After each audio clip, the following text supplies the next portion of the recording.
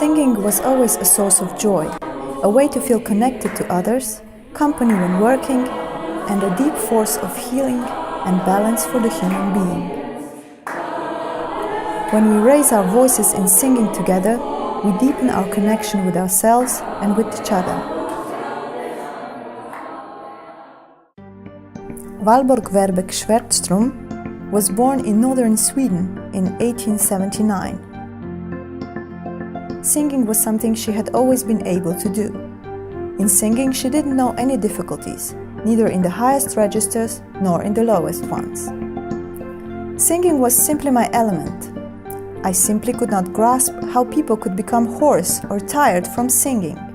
For me, it was just the most direct expression of my whole, untroubled child's being, she explained. The human voice needs no training. It is already there, finished and perfect as an entity. What the voice is waiting for is liberation. We should speak of freeing the voice, or better yet, uncovering the voice, and not voice training. All work, all efforts towards what is called voice training, basically it is nothing other than a freeing, a clearing away of the obstructive coverings which will not let the voice come out, believed Werbeck.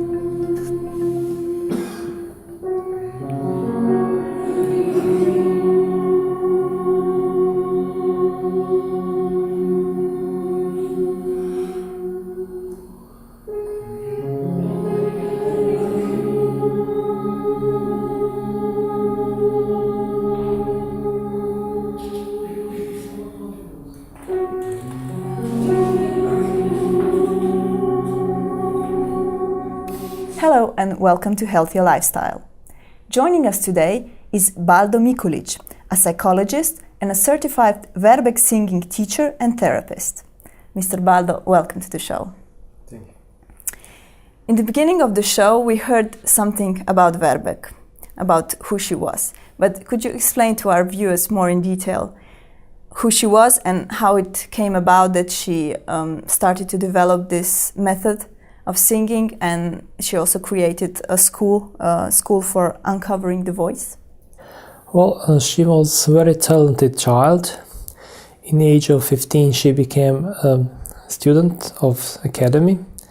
In the age of 21, she became opera singer. And in the age of 25, she lost her voice. They taught her wrong method.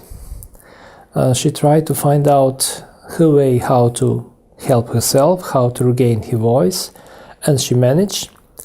Through the years, she developed a whole method, which she later called School for Uncovering the Voice, and she went on with her singing.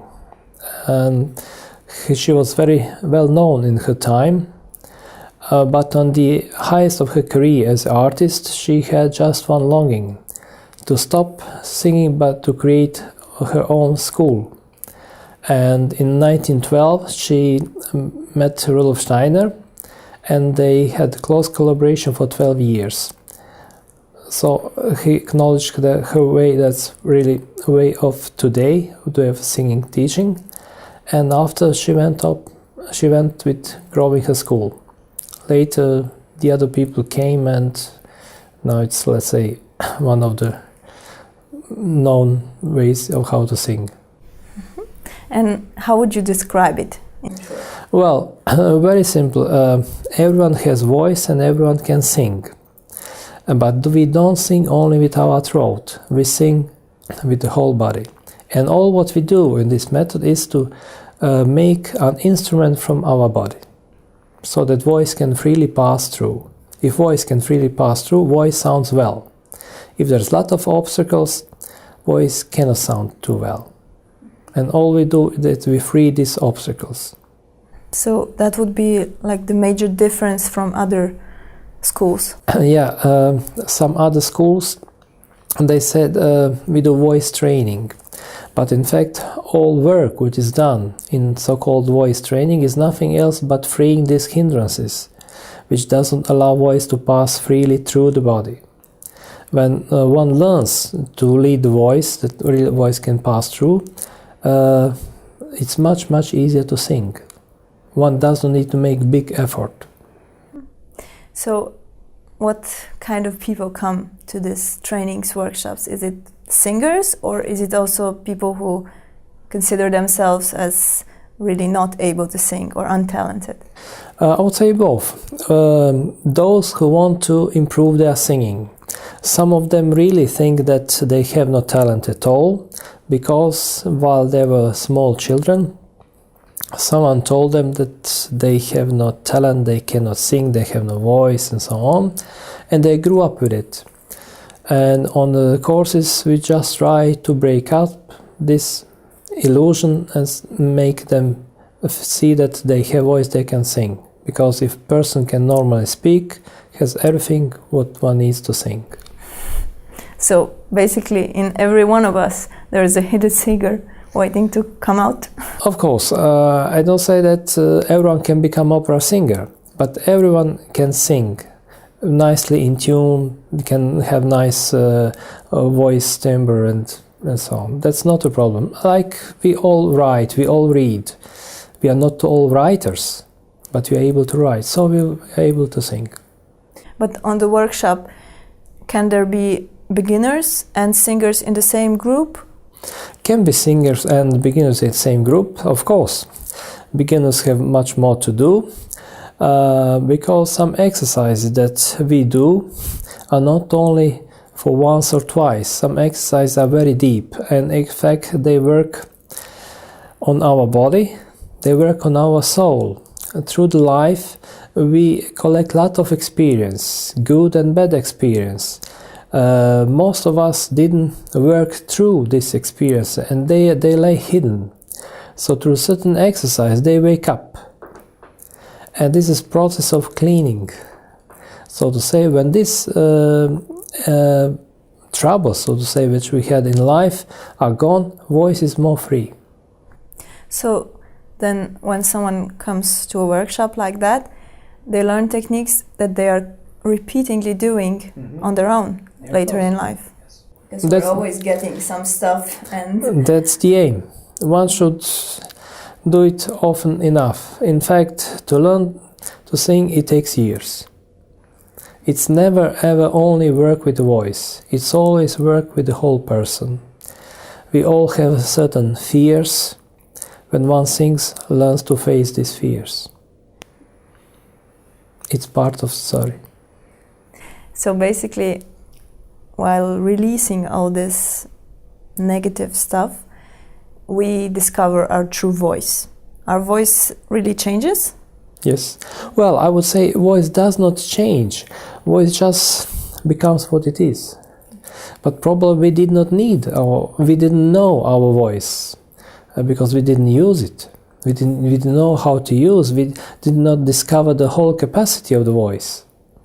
Range, the whole capacity of colors, of richness, that all can come. Just like driving a car. It's not a big mystery in it. And is it different working with adults and with children? Are children more in tune with their natural voice? Do they know it more, or? It is different to work with children. I would say the major difference is that we need a lot of explanations. We analyze this and that. Children, they are more free. If I said, let's do this, they just do. And they're much faster than we are.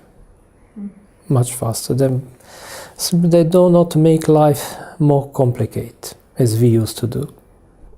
So let's be like children for now, and let's do an exercise that you do in the classes. And later we'll be like adults and you'll explain what we're doing. So we do bamba, it's breathing exercises. We just on bum slowly move our stomach inside, and on b we release. So it's bum b, bum b. That's all. We can try together. Okay. Bum b, bum b, bum b, bum b, bum b.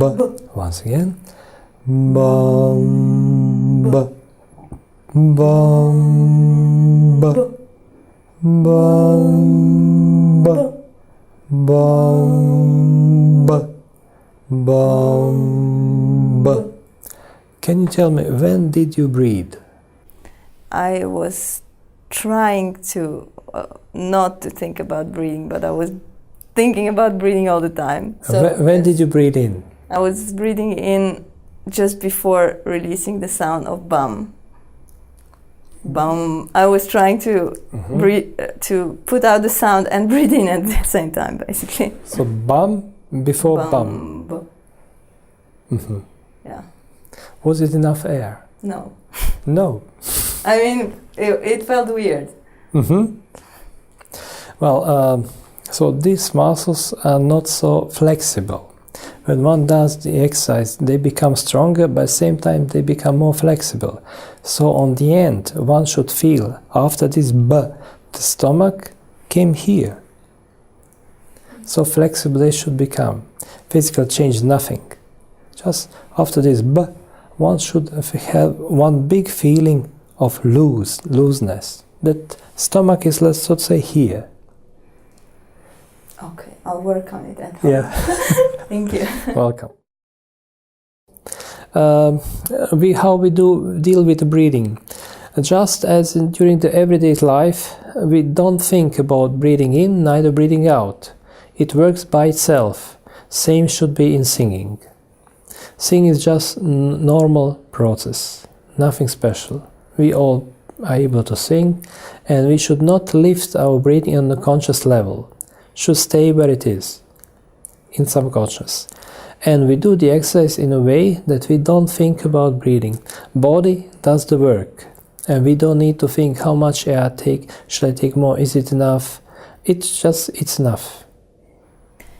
So, an exercise like this, can you grasp it the first time you're doing it, or like if you repeat it at home? For example, if I repeat it at home, will I get it more? Because now I'm not really getting it. Yeah, it's a very good question. So this exercise looks quite simple. It is. But if one really wants to master it, it takes years.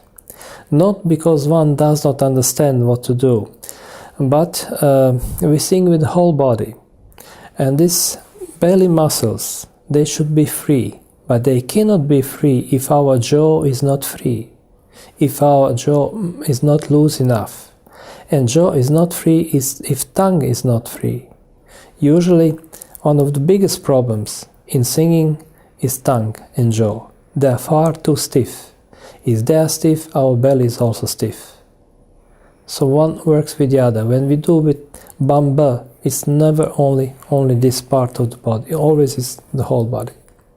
Therefore, this simple exercise takes years. And practically, how does one workshop that's over the weekend look like? So we first do the exercises, at least half of the part we do the exercise. We start from the simple ones, 1, 2 tones there. Then we go to a bit more complicated. And also I take care who is there, how able people are there, what they can sing. That I all see while we do the exercises. Also, I look what time of the day, is it morning or afternoon? In morning is for some people not so easy to sing, so we leave it for the afternoon. And on the end we start to sing songs. So how fast we can, we do. In one voice, in 2 voices. And my aim is that during the weekend everyone tries to sing alone. So everybody gets in front of the others. The group. Well, that's the aim, that one sees just, I have voice, I can sing. And that's right. Well, just my aim is that through the weekend, everyone's voice makes a step forward. And do you have people coming again on the workshop? Yeah. Here there's a group who comes already for 3 years. And they meet every week. They do exercises regularly. And they made huge development from person who could not sing any tone in tune. Now there's the same person sings a song which has 1.5 octaves of range. It's just like driving a car. No one of us knew how to drive, but you all drive now. Yes. Well, nowadays we are using our voices, especially for singing, we're using it less and less with the radio and TV on all the time. So what kind of effect does that have on an individual and on the society? Huge, but negative. So some 100 years ago, people could sing 3-4 octaves. They had big range. Now, a bit more than 1 octave. Our lives changed. For example, some of the exercises I do on the course, Werbeck did not do. Werbeck did not need. In her time, life was different. From her time to now time, we already passed war 3 times. Came car, electricity. All this makes that life become faster, much faster. And we pay this fastness. Our breathing is not at all so deep. It's much more shallow. For example, a friend of mine who teaches flute in music school, he said, from year to year, I see that children have less and less abilities, and they cannot blow 3 tones. Before, when I was a child, we played around the house, we ran around, we climbed up the trees. Now, children are playing in front of computers. Body is not so movable, and our possibilities are decreasing. Also, it's one huge problem that in our school systems, art is not so much there as it was before. Art has healing effect. Now schools are there to fill the children with informations. That's not aim of schooling. Aim of schooling is to light up the fire. Children find the information themselves. Yes. What do you believe the purpose or the role of music and singing should be in the society? First, when one sings, when one makes music, can make a deeper connection with himself. Today we have to do this, we have to do that, we are in a hurry, and maybe very seldom we ask ourselves what for we are here. When one does the art, can come closer to oneself. When people sing or then play together, they can develop very close communication. That's something what we miss today in our social life. And also music as art can lift humans to divine spheres. Music is too little in our life today. Somehow maybe it does not bring money as economy does. I was just thinking about it another day, how there's so much noise in our lives, so much traffic and machine noise and everything. And then one person goes along the street and maybe wants to start to sing, and he thinks, am I gonna bother somebody? You know, and there's so much other noises around, but singing has become unusual, I would say. Yes, before people would sit on a bench and they would sing. Now it's strange if someone does it. It's not so normal that people are happy. What I try on the courses is not only to teach people how to sing, but just to show them you have something inside you, you can use it, and this can make that person simply has happier life. Besides from the Werbeck Singing method, there's also Werbeck Singing therapy. What's the difference? When one does sing or learns how to sing, its main aim to be able to sing properly, to sing in tune, to sing nice. When one does singing therapy, aim is that one feels better. Of course we do singing exercises, but these are special exercises where the aim is not that one learns to sing. Alone is that, for example, one breathes deeper who has, for example, asthma or who stutters or different problems. So aim is really a physiological problem or psychological problem. For example, I work with handicapped people. and very often one needs to balance them. These special exercises, which are created by Werbeck and doctors of medicine, they balance person. The sounds which are there in these exercises, they have influence on the whole body and on the soul too. So these people learn them and then they can do them themselves? Yeah, if, for example, one does with a handicapped person, then one cannot really expect that such person can learn it and do it alone. But if it's possible, of course, that's what one should suggest. The others who have, for example, just asthma, they can learn it easily and do it. The exercise is not a problem. The major problem is will to do it.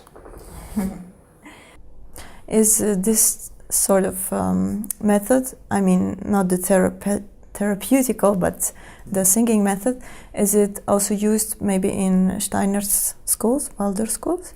Yes, and also institution for handicapped people. Some of my colleagues, they work for quite some years.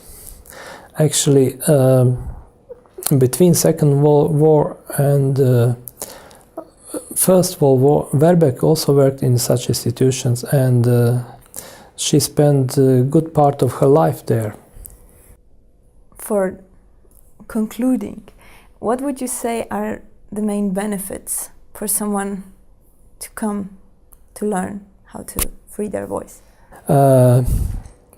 When one frees own voice, in fact, one frees himself, and that's the benefit. One learns that will nothing happen wrong if one will stand and sing in front of the others. It's not the end of the world. One learns to say, hey, I'm able to sing. Maybe I'm also able to do something else what I didn't try until now. One gets more courage, more trust in oneself. And so that's what one should do with little children. Because in school, at home, and with relatives, one often hears, oh, you don't know how to do this, you don't know how to do that. Self-esteem is attacked.